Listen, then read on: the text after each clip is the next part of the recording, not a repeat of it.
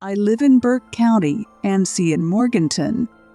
It's a calm countryside life with odd folks here and there, but nothing too severe. My husband and I own a lovely piece of land. My work schedule varies, and I work both days and nights. I was heading home from a night shift, so it had to be around 3 a.m. I was hungry and tired, just wanted food and home. I stopped at a gas station for $10 gas and a sandwich. A sketchy guy was eyeing me. He left the building without buying anything. I filled up the gas after eating and got back in the car. The smell of gas was extra pungent for some reason. The roads were dark and twisty at night, so I drove slowly. However, the gas gauge needle dropped to E, and the low gas light came on unexpectedly. Since I am not a car person, I had no idea what was happening. I thought the computer was glitching, so I restarted the car, but the needle was still on E. Suddenly, the engine died. I immediately called my husband, and he picked up. I asked him how my car ran out of gas after I just filled up. As I got out of the car, I smelled gasoline. He told me I had a leak and that he would call roadside assistance and head over. However, a car with no headlights stopped behind my car. I ran off the road and approached the nearest house. Running down the long driveway, I arrived at the front door. Despite the darkness, I rang the bell multiple times. A light turned on and the door opened. Finally, a man in his 60s opened the door, looking like he had just woken up. I explained that I needed to charge my phone and hide. He let me in, and I asked him for an iPhone charger. He said he would go look for one. The man asked me to take a seat in the living room. I sat down in my nurse scrubs, feeling a mix of emotions. He called out from the kitchen, asking if I wanted water. I said yes, please. I saw his reflection in a mirror that gave visibility into the kitchen.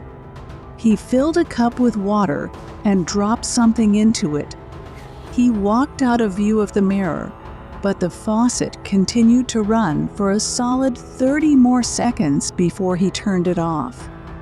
He came back with a glass of water and handed it to me. I thanked him. He sat down and asked me to explain the situation again. I told him that I needed a charger to contact my husband. He went upstairs and I checked my phone. It was on WANA.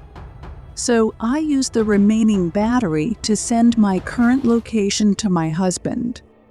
Just in case, I then smelt the glass of water. Although it didn't smell like anything, I knew he put something in it. Ask Smallers, I had a decision to make. On one hand, my phone desperately needed to be charged. On the other hand, I was almost certain that he had tampered with the water.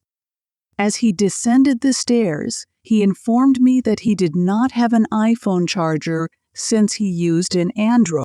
Without a second thought, I got up and made a beeline for the door. I may not be a genius, but I'm not a fool either.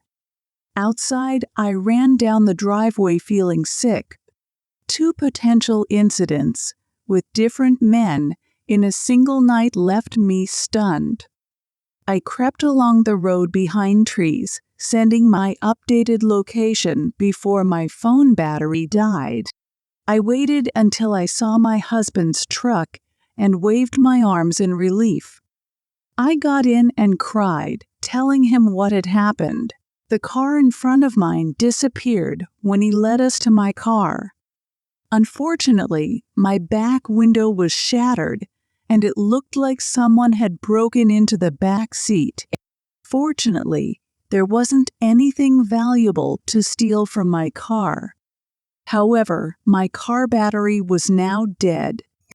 My husband was furious when I told him about the man who tried to potentially roofie me. He wanted to break down the man's door, but I told him no. We waited a long time for the tow truck, which eventually came and towed my car to the dealership. The next day, my car was taken in for repairs since the fuel line had been cut due to vandalism. Thankfully, I had a few days off work to mentally recover from this traumatic experience. The idea that twice in one night I was almost a victim of some sketchy men, I just couldn't get over.